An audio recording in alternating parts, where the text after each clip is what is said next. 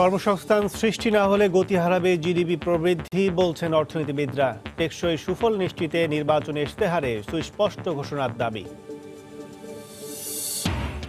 মাধ্যমিক স্তরে 10টি বিষয় নিয়ে চালু হচ্ছে কারিগরি শিক্ষা কোর্স। 640টি শিক্ষা প্রতিষ্ঠানে চালু হবে পাইলট প্রকল্প। মানসম্পন্ন শিক্ষা নিশ্চিতের আহ্বান বিশেষজ্ঞদের। উন্নয়নের পাশাপাশি মানুষের আয় বৈষম্য বাড়ায় নৈরাজ্যের আশঙ্কা এনবিআরের। কর খেলাপি কেউ যেন নির্বাচনে অংশ না নেয় সেদিকে এনবিআরকে নজর দেওয়ার আহ্বান। এবং ইরাকের ওপর মার্কিন নিষেধাজ্ঞার নেতিবাচক প্রভাব পড়ছে ইরানের ব্যবসা বাণিজ্যের ওপর। সংকট সমাধানে দুই দেশের ব্যবসায়ীদের একযোগে কাজ করার প্রত্যয়।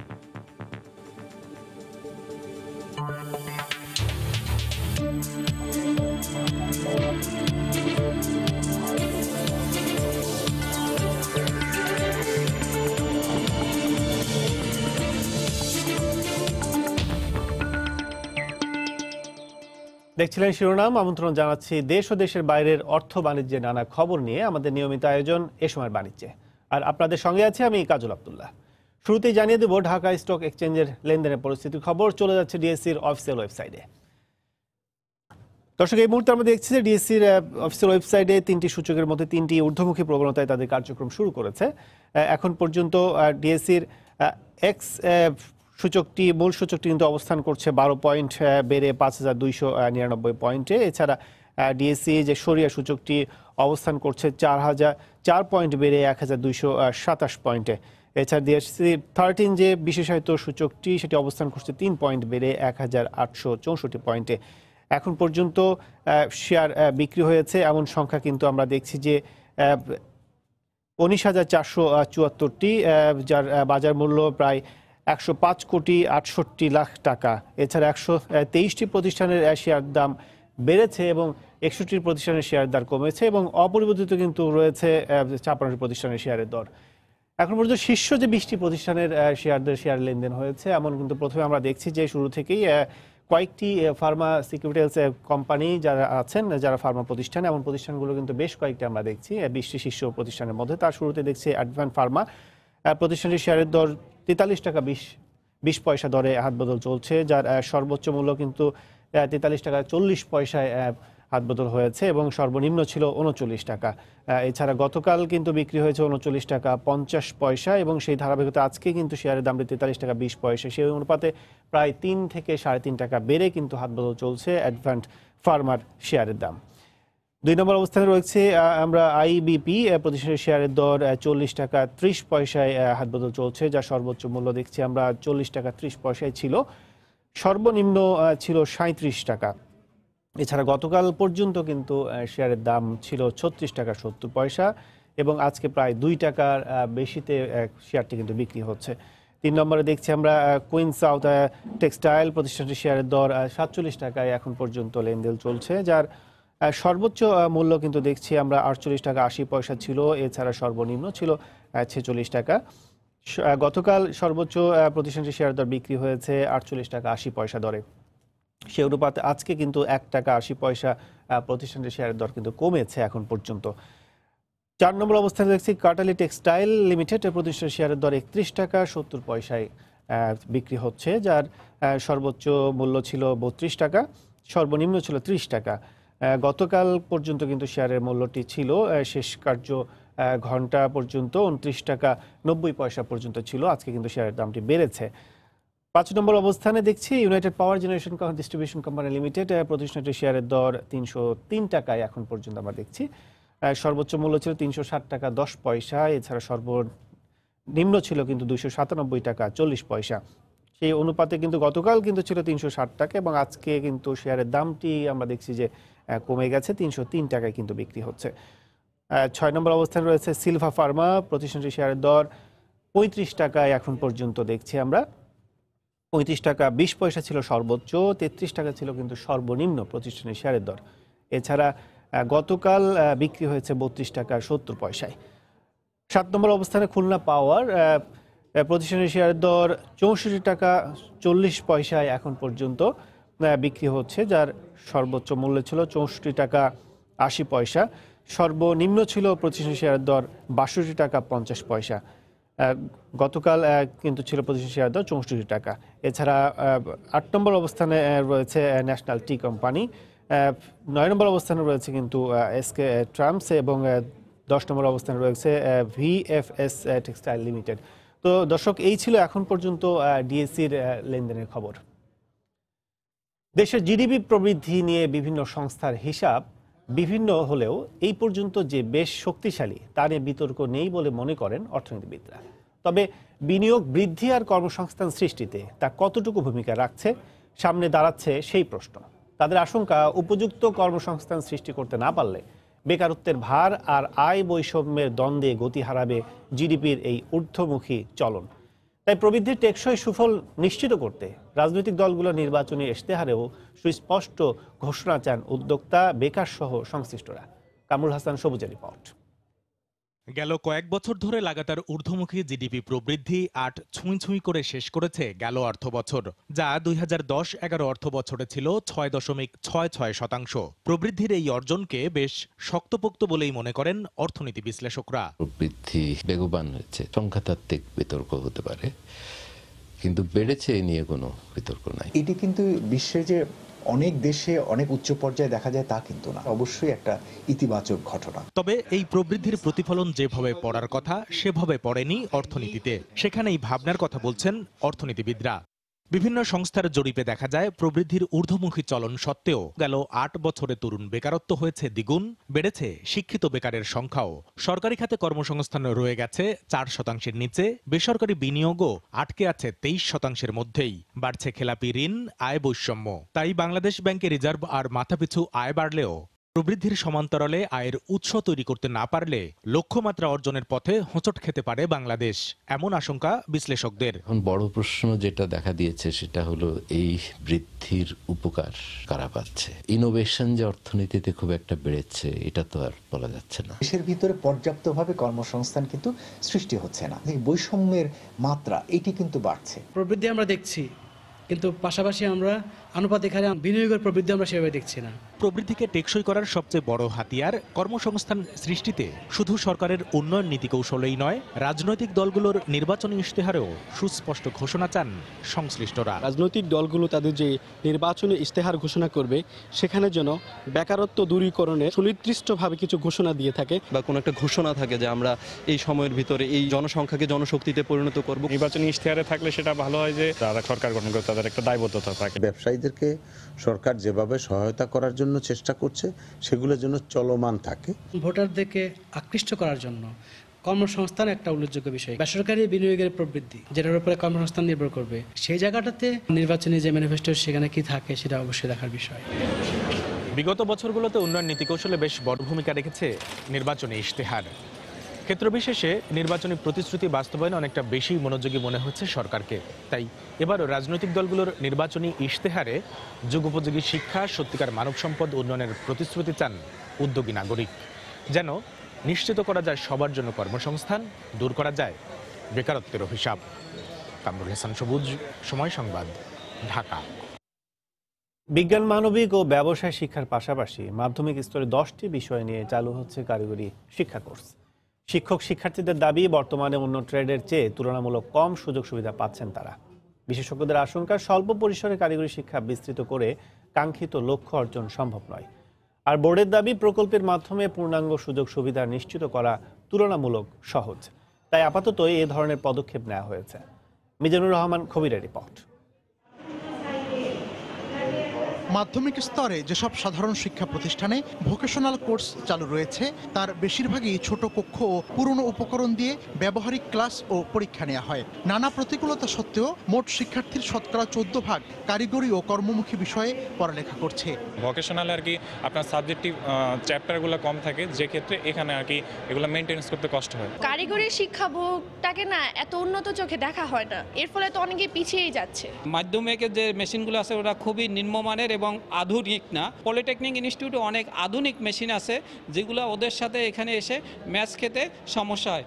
বিদ্যমান পরিস্থিতিতে দেশ বিদেশের কর্মক্ষেত্রে আধুনিক যন্ত্রপাতির সঙ্গে তাল মেলাতে পারে না শিক্ষার্থীদের অনেকেই। এই বাস্তবতার মধ্যেই আপাতত বাছাইকৃত 640টি স্কুল ও মাদ্রাসায় পাইলট প্রকল্প চালু হবে। বিচ্ছিন্নভাবে প্রকল্প চালুর সমালোচনা করেন বিশেষজ্ঞরা। যদি 32,000 হাই স্কুল থাকে আমাদের, তাইলে 16,000কে নিয়ে আসতে হবে এখনই আমাদের টার্গেট গ্রুপ হিসাবে। আগামী 20 সালে এটাকে আমরা অ্যানাদার 16,000-এ নিব। 600-700 করে আপনি 30 সালে ওই জায়গায় যেতে পারবেন না। সরকারের যেই এমপিওভুক্তি বলেন অথবা একটা শিক্ষা প্রতিষ্ঠান থেকে যে বেতন ভাতা দেওয়া হয়, এতে একজন কারিগরি শিক্ষিত মানুষ সেখানে কাজ করতে আগ্রহী হয় না।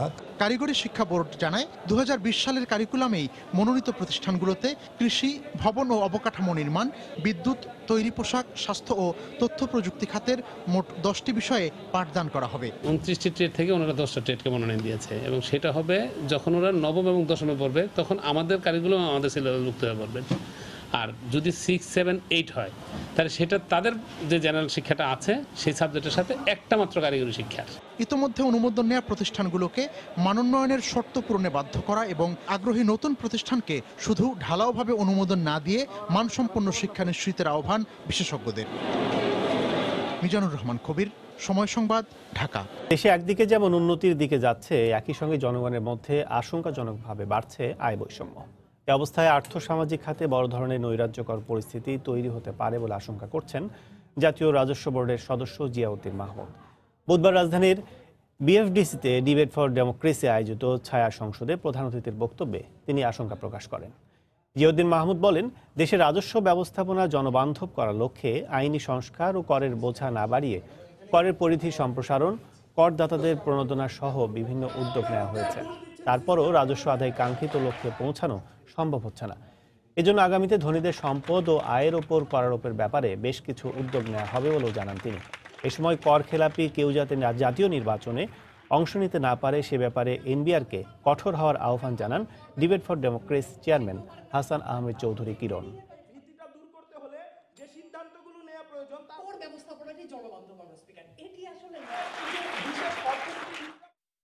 নমিনেশন সাবমিট হয়ে যাচ্ছে, আগামী কয়েকদিন যাতে এই এনবিআর কর্তৃপক্ষ সোচ্চার থাকে, তাদের যে অ্যাডভোকেট বা লয়ার নিয়ে সোচ্চার থাকে, কোনো কর ফাঁকিবাজ নির্বাচন করবার জন্য কোর্টকে ভুল বুঝিয়ে, আদালতকে ভুল বুঝিয়ে যাতে কোনো কারণে নির্বাচনে অংশগ্রহণ করতে না পারে, সেটি কিন্তু আমাদেরকে দারুণভাবে খেয়াল রাখতে হবে। কারণ আমাদের জনপ্রতিনিধি যদি কর ফাঁকিবাজ হয় তাহলে আমি আপনি কি আয় বৈষম্য আসলে দুঃখজনকভাবে বাড়ছে।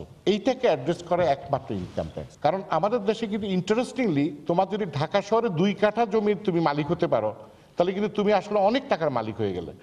তো সুতরাং ওয়েলথকে আমাদের অ্যাড্রেস করতে হবে, ওয়েলথ যাতে কনসেন্ট্রেটেড না হয় মানুষের কাছে। কারণ যখনই একটা দেশে আয় বৈষম্য বেশি হবে সেখানে কোনো স্থিতিশীলতা থাকে না, সেখানে অনেক নৈরাজ্য আসতে পারে। অর্থাৎ এই পরিস্থিতি থেকে ইমিডিয়েটলি আমাদের দেশকে রক্ষা করতে হবে। সেই জন্য আমাদের ইনকাম ট্যাক্সকে অত্যন্ত গুরুত্বের সাথে দেখতে হবে। চট্টগ্রামের আগ্রাবাদ কর অঞ্চলে রিটার্ন দাখিল কার্যক্রম চলছে। এই মুহূর্তে সেখানে আছেন রিপোর্টার শফিকুল আলম। সরাসরি চলে যাচ্ছে তার কাছে। শফিক।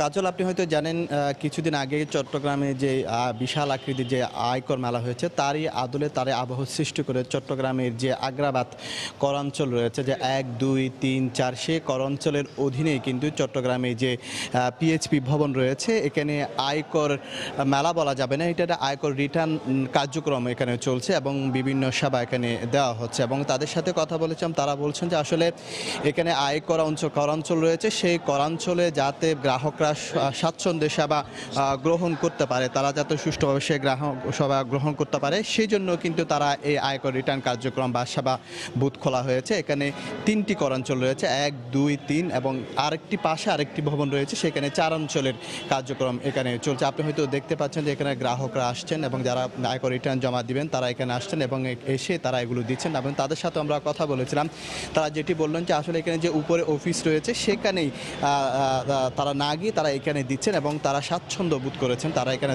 নানা ধরনের সাহায্য সহযোগিতা পাচ্ছেন। যদিও আয়কর মেলার যেভাবে হয় সেভাবে এখানে কোনো ভূত নেই, কোনো ব্যাংকের কার্যক্রম নেই, এখানে প্যারাডার মাধ্যমে কিন্তু তারা আয়করগুলো দিচ্ছেন। তো এটি আজকে শুরু হয়েছে এবং এটি রোববার পর্যন্ত চলবে চট্টগ্রামের পিএইচপি ভবনে এবং প্রতিদিন সকাল থেকে শুরু হয়ে বিকাল 5টা পর্যন্ত এই আয়কর রিটার্ন গ্রহণ কার্যক্রম চলবে তারা জানিয়েছেন। এবং এখানে যারা রয়েছেন, যারা এই আয়কর রিটার্ন গ্রহণ কার্যক্রম যারা আছেন, তারা বলছেন যে আসলে গ্রাহকরা যাতে স্বাচ্ছন্দ্যভাবে একেবারে কোনো ধরনের জটিলতা ছাড়াই যাতে তারা এখানে এসে রিটার্ন গ্রহণ জমা দিতে পারে, সেই জন্য তারা সব ধরনের সুযোগ সুবিধা রেখেছেন। আপনি হয়তো যাচ্ছেন, এখানে অনেকে আসছেন এবং এখানে এসে তারা কিন্তু তাদের সাহায্য সহযোগিতা নিয়ে এবং তারা হাতে কলমে দেখিয়ে দিচ্ছেন কিভাবে আসলে আয়কর রিটার্ন গ্রহণ জমা দিতে হয়, সেই বিষয়গুলো তারা দেখিয়ে দিচ্ছেন এবং তারা আসছেন, তারা এখানে স্বাচ্ছন্দ্যভাবে এটি নিচ্ছেন। এবং কর্তৃপক্ষ আসলে যেটি বললেন, তারা বলছেন আসলে আমাদের তারা বলছেন তাদের যে আয়কর যে অঞ্চল রয়েছে, যে অফিস রয়েছে, সেখানে না গিয়ে তারা জানে এখানে বসেই কিন্তু সব ধরনের সুযোগ সুবিধা নিয়ে তারা যাতে এখানে আয়কর রিটার্ন জমা দিতে পারেন, সেই জন্য তারা এখানে রেখেছেন। যদিও এটি চট্টগ্রামের যে 4টি করাঞ্চলের মধ্যে 3টির এখানে কার্যক্রম চলছে, পাশে আরেকটি বুথ রয়েছে, সেখানেও কিন্তু করাঞ্চল 3-এর কার্যক্রম চলছে। যদিও সেখানে একটু মানুষের সংখ্যা একটু কম, তারা বলছেন যে আসলে বেলা বাড়ার সাথে সাথে কিন্তু এখানে আয়কর রিটার্ন জমা দেওয়ার জন্য মানুষের ভিড় এখানে বাড়বে এবং তারা এখানে এসে তাদের সেই আয়করগুলো এখানে জমা দিবেন। যদিও এখানে যে ইটিএন বা টিন সার্টিফিকেট নেওয়ার যে কার্যক্রম সেগুলো এখানে নেই এবং এখানে ব্যাংকের ভূত নেই, এখানে প্যারোডার মাধ্যমে কিন্তু এখানে টাকাগুলো জমা দিতে পারেন। এবং এই আরেকটি কথা জানিয়ে রাখি, এখানে যে এই যে মেলার আবহে এবং মেলা বান্ধব পরিবেশ সৃষ্টি করে এখানে যে আয়কর জমা নেওয়া হচ্ছে, এটি মূলত এই যে এখানে যে 1, 2, 3, 4 এবং এই যে তাদের যে কর কমিশনার রয়েছে তাদের নির্দেশনা অনুযায়ী কিন্তু এই আয়কর রিটার্নগুলো এখানে জমা দেওয়া হচ্ছে এবং তারা সেগুলো গ্রহণ করছেন। তো এই ছিল চট্টগ্রামের আগ্রাবাদ থেকে আয়কর গ্রহণ কার্যক্রম এবং নানা সেবা সংক্রান্ত যেই কার্যক্রম চলছে সেগুলো সর্বশেষ তথ্য। কাজল। আয়কর রিটার্ন দাখিল কার্যক্রমের খবর জানাতে আমাদের সাথে যোগ দিয়েছিলেন শফিকুল আলম। এতক্ষণ ছিলাম চট্টগ্রামের আগ্রাবাদে। যাচ্ছে পরের সংবাদে। সশস্ত্র বাহিনীর সদস্যদের জন্য ঢাকা সেনানিবাসে সেনা মালঞ্চে শুরু হয়েছে দুদিনব্যাপী সশস্ত্র বাহিনী আয়কর মেলা। ঝামেলা ছাড়াই মেলায় রিটার্ন দাখিল ও কর পরিশোধ করতে পেরে খুশি সেনা, নৌ ও বিমান বাহিনীর সদস্যরা। আগামীতে অন্যান্য সেনানিবাসেও আয়কর মেলা আয়োজনের আহ্বান জানিয়েছেন সেনাবাহিনীর adjutant major general Mohammad Humayun Kabir. বিস্তারিত জানাচ্ছেন হাজরা শিউলি। সশস্ত্র বাহিনীর সদস্যদের আয়কর দেওয়ার সংস্কৃতির বিকাশে আরও উদ্বুদ্ধ করতে দ্বিতীয়বারের মতো এনবিআরের এই আয়কর মেলার আয়োজন। প্রবীণদের পাশাপাশি সেনাবাহিনীর নবীন সদস্যরাও উৎসবমুখর পরিবেশে মেলায় রিটার্ন দাখিল করেন। নিজস্ব পরিমণ্ডলে সহজে রিটার্ন দাখিল করতে পেরে খুশি 3 বাহিনীর সদস্যরাও। যেহেতু জব করি তো ওইরকম টাইম পাই না, সে বাইরে গেলে অনেক সময় দরকার, সেটা আমি ওইরকম টাইম পাই না। আমরা এখানে যে আয়কর মেলার সিস্টেম করেছে এটা আমাদের জন্য খুব ইজি হয়েছে দেওয়ার জন্য। আমাদের দেখা যায় যে আমাদের চাকরির কর্মব্যস্ততায় বাইরে যাওয়াটা আমাদের ডিফিকাল্ট হয়ে যায়। করদাতা হিসেবে কর দিতে আমার ভালোই লাগে, আয়োজনটা আরও সুন্দর হয়েছে। এখানে হেল্প ডেস্ক আছে, কোনো সমস্যা হলে আমরা হেল্প ডেস্কগুলোতে চলে যাচ্ছি, ওরা আমাদেরকে অনেক সুন্দর করে হেল্প করতেছে। সব শ্রেণীর করদাতা যেন সহজে রিটার্ন দাখিল করতে পারেন সেজন্য রিটার্ন ফর্ম আরও সহজ করার পরামর্শ দেন সশস্ত্র বাহিনীর সদস্যরা। অনেক কঠিন আর কি, তারপরেও মোটামুটি দিচ্ছি, এখনো একটা বাদ আছে, এই প্রথম তো একটু আনইজি লাগতেছে। আমরা হয়তো শিক্ষিত ফর্ম পূরণ করতে পারতেছি, যারা এইভাবে শিক্ষিত না, দেশের অনেকেই আছে হয়তো ভালো শিক্ষিত না, তারাও যাতে সুন্দরভাবে সহজভাবে দিতে পারে। মেলার উদ্বোধন করে সেনাবাহিনীর অ্যাডজুটেন্ট আগামীতে অন্যান্য সেনানিবাসেও আয়কর মেলা আয়োজনের আহ্বান জানান। সামরিক বাহিনীর সদস্যদের অংশগ্রহণে দেশের কর প্রতিপালন সংস্কৃতি আরো সমৃদ্ধ হবে। এই মেলার মাধ্যমে করদাতা নিবন্ধন, রিটার্ন পূরণ সহ যাবতীয় সুবিধা পাওয়া যাবে। এবারের আয়কর মেলা আয়োজন গতবারের চেয়েও আরো সুশৃঙ্খল এবং সুসংগঠিত। রাজস্ব বোর্ড ঢাকা সেনানিবাসের বাইরেও অন্যান্য সেনানিবাসেও এই ধরনের উদ্যোগ নেবেন বলে আমি বিশ্বাস করি এবং আমি অনুরোধ করব। জাতীয় আয়কর মেলার মতো সেনা মালঞ্চে আয়োজিত কর মেলায়ও করদাতারা পাচ্ছেন ওয়ান স্টপ সার্ভিস। মেলার প্রথম দিনের রিটার্ন দাখিল করেন 2545 জন সদস্য। এ সময় এনবিআর কর আহরণ করেছে 413 কোটি 16 লাখ টাকা। হাজরা শিউলি, সময় সংবাদ, ঢাকা। সাইবার নিরাপত্তায় দক্ষ কর্মী খুঁজে বের করতে দেশব্যাপী শুরু হচ্ছে সাইবার সিকিউরিটি চ্যালেঞ্জ 2018 শীর্ষক প্রতিযোগিতা। এ উপলক্ষে গতকাল রাজধানীর কারণ বাজারে বেসিস মিলনায়তনে এক সংবাদ সম্মেলনের আয়োজন করা হয়। এই সময় আয়োজকরা জানান, আগামী 2রা December American International University Bangladesh ক্যাম্পাসে প্রতিযোগিতার উদ্বোধন হবে, যা চলবে 20 ডিসেম্বর পর্যন্ত। ইতোমধ্যে প্রতিযোগিতার অংশগ্রহণকারীদের নিবন্ধন কার্যক্রম শুরু হয়েছে।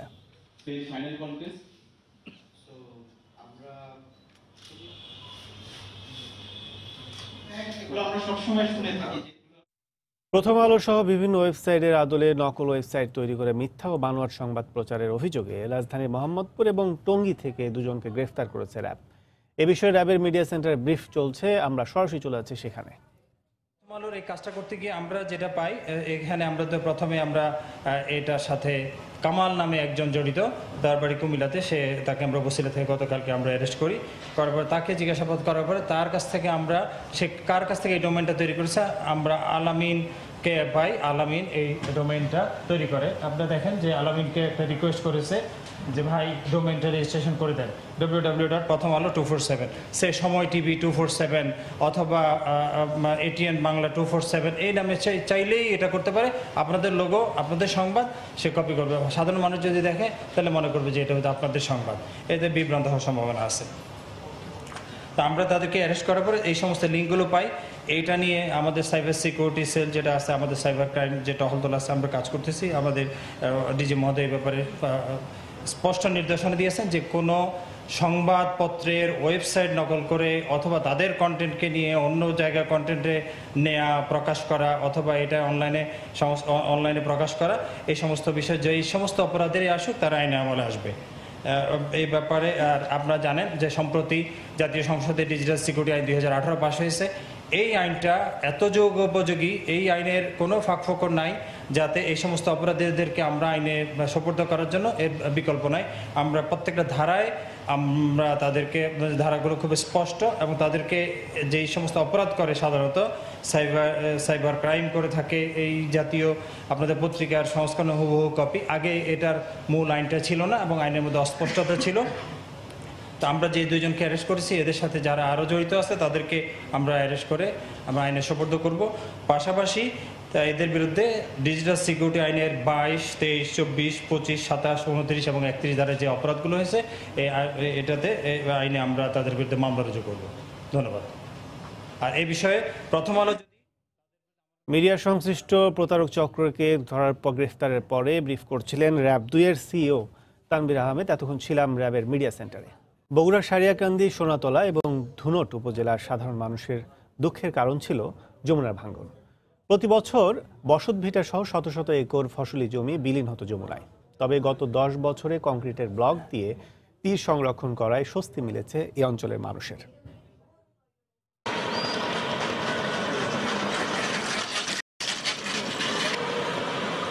তখন এই বিদ্যালয়ে পানি উঠতেছিল, বাচ্চাদের অনেক সমস্যা হচ্ছিল, লেখাপড়ার বিঘ্ন করতে, আমরাও স্কুলে ঠিকমতো আসতে পারতাম না। নদীর বাঁধটা না কাজ না করতো তাহলে আমরা বাপ দাদা ভিটা ছেড়ে আমরা অনেক দূর দূরান্তরে চলে যেতাম। বাঁধ হওয়াতে আরো সুবিধা হয়েছে, বালু চলে গেছে, আমাদের পলি পড়তেছে, আমাদের সব পণ্য সম্পত্তি সব উঠে যাচ্ছে। বাঁধটা আল্লাহ দিলে খুব উপকার হয়েছে।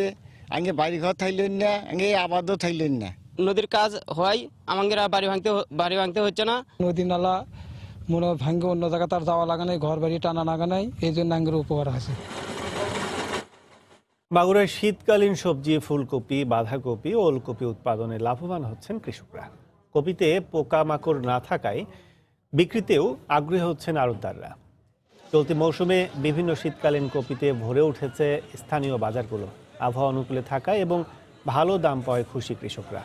জেলার চাহিদা মিটিয়ে মাগুরার আড়ত থেকে গড়ে প্রতিদিন প্রায় 20 থেকে 30 ট্রাক কপি দেশের বিভিন্ন অঞ্চলে যায়।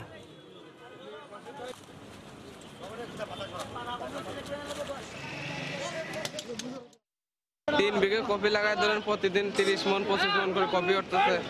আর যে রকমের দাম যাচ্ছে এরকমের দাম গেলে ধরেন ইনশাল্লাহ লাভ হবে বেশিরভাগই। আগে তো বাজারে বর্তমানে ভালো, এখন আগে বর্তমান বাজার ভালো, আগেতে দাম এখন একটু বেশি পাচ্ছি, আমরা একটু এখন খুশি আছি। এবার আবহাওয়া ভালো, আগাম কপি লাগাইছিলাম, কপির ফলন খুব ভালো, আমরা খুব খুশি। আমার আরও তো বর্তমান পর্যাপ্ত পরিমাণ কপি আসতেছে, কপিতে পোকামাকড়ের কোনো চিহ্ন দেখা যাচ্ছে না। কপি মোটামুটি ভালো এবং কৃষকরা দাম পাচ্ছে। রাজধানীর পান্থপথের বসুন্ধরা শপিং সেন্টারে সনি আলফা ফেস্টিভ্যাল 2018 নামে সনি র্যাঙ্কস এর নতুন বিক্রয় কার্যক্রমের উদ্বোধন করা হয়েছে। র্যাঙ্কস ইলেকট্রনিক্স লিমিটেডের পরিচালক বিনাজ হোসেন নতুন বিক্রয় কার্যক্রমের উদ্বোধন করেন। এ সময় অন্যান্যের মধ্যে উপস্থিত ছিলেন general manager Tanvir Hossain, deputy general manager Mohammad জানে আলম সহ প্রতিষ্ঠানটির ঊর্ধ্বতন কর্মকর্তারা। সনি আলফা ফেস্টিভ্যাল 2018 গতকাল থেকে শুরু হয়ে চলবে 8 ডিসেম্বর পর্যন্ত। প্রতিদিন সকাল 10টা থেকে রাত 8টা পর্যন্ত সর্বসাধারণের জন্য উন্মুক্ত থাকবে এই আয়োজন।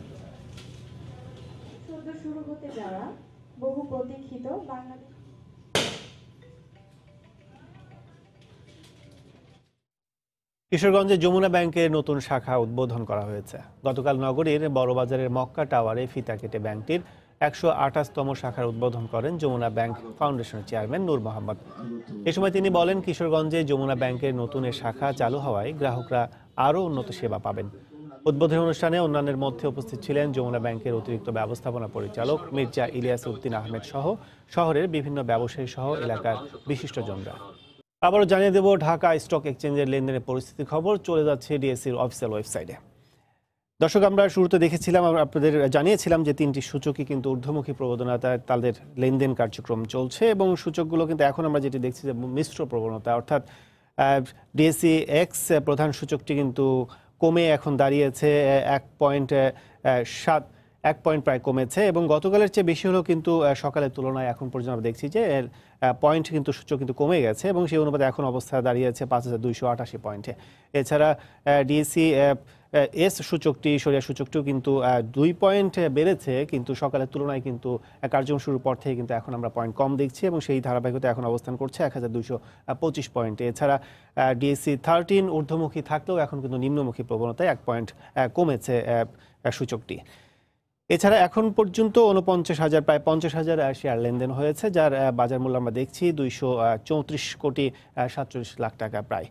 এছাড়া 126টি প্রতিষ্ঠানের শেয়ারের দর বেড়েছে দেখছি এবং 117টি প্রতিষ্ঠানের শেয়ারের দর কমেছে এবং 54টি প্রতিষ্ঠানের শেয়ারের দর কিন্তু অপরিবর্তিত রয়েছে। এছাড়া শীর্ষ যে 20টি প্রতিষ্ঠান আমরা দেখেছিলাম যে প্রথমে কার্যক্রম শুরুর পর থেকে কিন্তু অ্যাডভেন্ট ফার্মা কিন্তু শুরুতে আমরা দেখেছি প্রথম অবস্থানে রয়েছে, এখন পর্যন্ত কিন্তু সেভাবে রয়েছে। অ্যাডভেন্ট ফার্মা 43 টাকা 40 পয়সা দরে কিন্তু শেয়ার বিক্রি করছে প্রতিষ্ঠানটি, যার সর্বোচ্চ মূল্য আমরা বলেছিলাম 43 টাকা 40 পয়সা, সর্বনিম্ন ছিল 39 টাকা। 2 নম্বর অবস্থানে রয়েছে কুইন সাউথ টেক্সটাইল মিনিট, প্রতিষ্ঠান শেয়ার দর 48 টাকা 80 পয়সায় হাতবদল চলছে, যার সর্বোচ্চ মূল্য ছিল একই মূল্যে, এছাড়া সর্বনিম্ন ছিল 46 টাকা।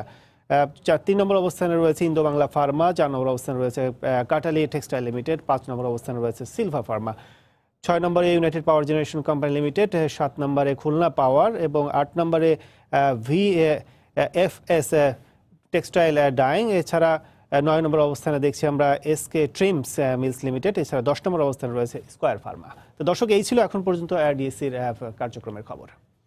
এ সময় বাণিজ্যের শীর্ষ সংবাদগুলো জানিয়ে দিচ্ছি আরেকবার।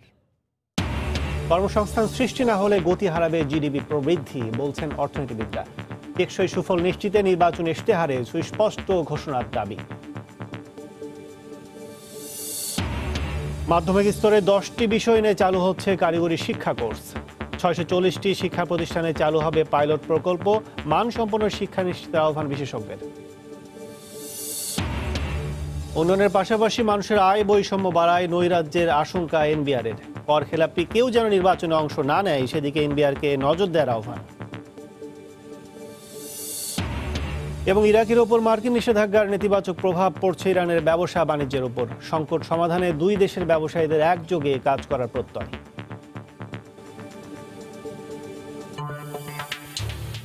এই ছিল এই সময়ের বাণিজ্যে। যে কোনো খবর পেতে ভিজিট করুন সময়নিউজ.tv। আপনার মোবাইলে সময় টিভি দেখতে ও সব খবর পেতে ডাউনলোড করুন সময় অ্যাপ। সঙ্গে থাকুন সময়।